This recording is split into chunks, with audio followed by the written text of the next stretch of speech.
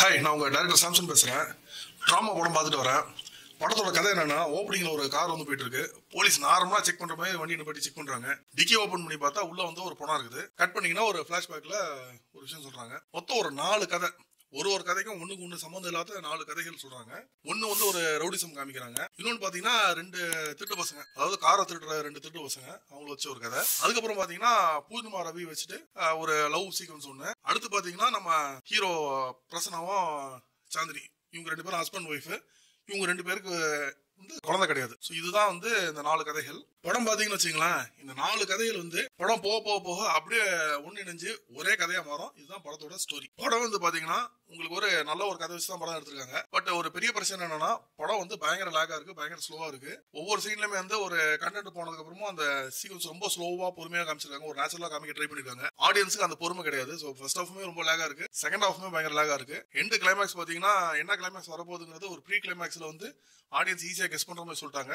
So நம்மளுக்கும் அந்த climax என்ன எக்ஸாக்டா நடக்க போகுதுங்கிறது ஆடியன்ஸ் கிளியரா தெரிஞ்சிருச்சு. ஸோ அதனால பயங்கர லேகா இருக்கு. அதே மாதிரி கிளைமேக்ஸ் முடிஞ்சதுக்கு அப்புறம் ஒரு பாயிண்ட் சொல்றாங்க. அது ரொம்ப அருமையான ஒரு கருத்து, நல்ல ஒரு கருத்து சொல்லி தான் படத்தை முடிக்கிறாங்க. இப்போ இந்த இண்டிவிஜுவல் ஸ்டோரிஸ் பாத்தீங்கன்னு வச்சுங்களேன், இந்த காமெடிக்காக வந்து 2 கார் திருடங்களை வச்சு ஒரு ஸ்டோரி பண்ணிருக்காங்க. அது வந்து காமெடி சுத்தமா ஒர்க் அவுட் ஆகல.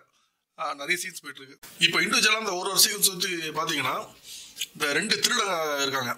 அவங்க வந்து காரை திருடுறதுக்காக பண்ற விஷயங்கள்லாம் ரொம்ப காமெடியா வந்து ட்ரை பண்ணிருக்காங்க. பட் அந்த காமெடி வந்து சுத்தமா ஒர்க் அவுட் ஆகல. ஸோ அதுவும் வந்து படத்தோட லேக் வந்து எக்ஸ்ட்ராவா இருக்குது. பூர்ணிமாவோட லவ் சீக்வன்ஸ் வந்து ரொம்ப இன்ட்ரெஸ்டிங்கா இருக்கு. அதுல ஒரு சாங் வருது, சாங்குமே நல்லா இன்ட்ரெஸ்டிங்கா சூப்பரா இருக்கு. அவங்க லவ்ல வந்து காதல், அப்புறம் வலி, அந்த ஒரு ஏமாற்றம், இந்த மாதிரி பல கோணங்கள்ல வந்து அந்த பூர்ணிமாவோட கேரக்டர் இருக்கு. எல்லா இதுமே வந்து ரொம்ப சூப்பரா அருமையா பெர்ஃபார்ம் பண்ணிட்டாங்க. அந்த கேரக்டர்ட்டே வாழ்ந்துட்டாங்கன்னு சொல்லலாம். உண்மையே சூப்பரான பெர்ஃபார்மன்ஸ். அடுத்தது ஹீரோ சைடு பாத்தீங்கன்னா பிரசன்னாவும் சாந்தினி, இவங்க 2 பேருக்கு இடையில பாத்தீங்கன்னா அந்த குழந்தை இல்லாதது வந்து ஒரு மன உளைச்சல் பயங்கரமா இருக்கு. ஸோ இதனால வந்து அவங்க சாந்தினி எப்படி பாதிக்கிறாங்க, பிரசன்னா எப்படி பாதிக்கிறாருங்கிறத ரொம்ப தெளிவாக காமிச்சிருக்காங்க. பிரசன்னாவுக்கு வந்து ஆண்மை இல்லைங்கிறது தான் பாயிண்ட்.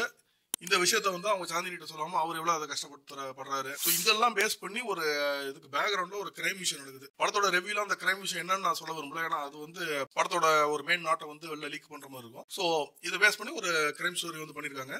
படத்துல சினிமாட்டோகிராஃபர் ரொம்ப அருமையா பண்ணிருக்காரு. ஒவ்வொரு ஃப்ரேமும் ரொம்ப அருமையா சூப்பரா வச்சிருக்காரு. லைட்டிங்ஸ் எல்லாமே ரொம்ப பிரமாதமா பண்ணிருக்காரு. அதே மாதிரி பாத்தீங்கன்னா மியூசிக் நல்லா இருக்கு. எஸ்பெஷலி பூர்ணிமாவோட அந்த சாங் வந்து ரொம்பவே நல்லா இருந்துச்சு. படத்துல இன்னொரு சாங் பிரசன்னா கூட ஒன்று வந்துச்சு. பிஜிஎம் ரொம்ப நல்லா பண்ணிருக்காரு.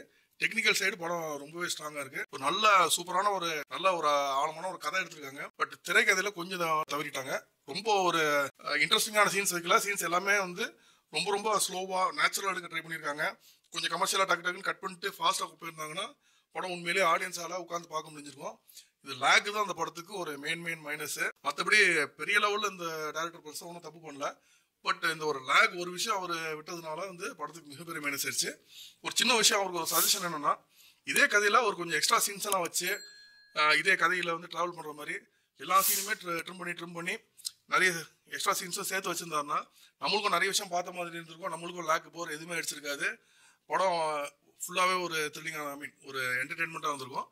இந்த லேக் ஒன்று தான் இந்த படத்துக்கு ஒரு பெரிய மைனஸ். கண்டிப்பா டைரக்டர் நெக்ஸ்ட் ஃபிலிம் பண்ணும்போது இந்த ஒரு விஷயத்த வந்து கவனிச்சு பண்ணாருன்னா கண்டிப்பா நல்லா பண்ணுவார். ஏன்னா நிறைய விஷயம் அவர் இதுல நல்லா பண்ணிருக்காரு. நிறைய விஷயம் நல்லா சொல்ல வந்திருக்காரு. உள்ள ஆழமான கருத்துக்கள், நிறைய விஷயம் வந்து ஃபீலிங்ஸ், எமோஷன்ஸ் நிறைய டீல் பண்ணிருக்காரு. அதுல நல்லாவே நிறைய விஷயம் சொல்லியிருக்காரு. அவருக்கு உண்மையிலேயே நல்ல ஒரு ஃபியூச்சர் இருக்கு. அந்த ஆடியன்ஸுக்கு கிரிப்பிங்கா அந்த கதையை சொல்லிட்டாருன்னா உண்மையிலேயே அவர் வந்து வேற ரேஞ்சான டைரக்டர் போறதுக்கான எல்லாம் ஒரு வாய்ப்பு இருக்கு. கண்டிப்பா நெக்ஸ்ட் படம் அந்த மாதிரி பண்ணுவார்னு சொல்லி ஒரு வாழ்த்துக்கள் சொல்லி விடைபெறுகிறேன். இந்த வீடியோ பிடிச்சிருந்துச்சுன்னா லைக் பண்ணுங்க, ஷேர் பண்ணுங்க, கமெண்ட் பண்ணுங்க. ரஃபி தியேட்டரை மறக்காம சப்ஸ்கிரைப் பண்ணிருங்க. பெல் பட்டனை கிளிக் பண்ணிருங்க.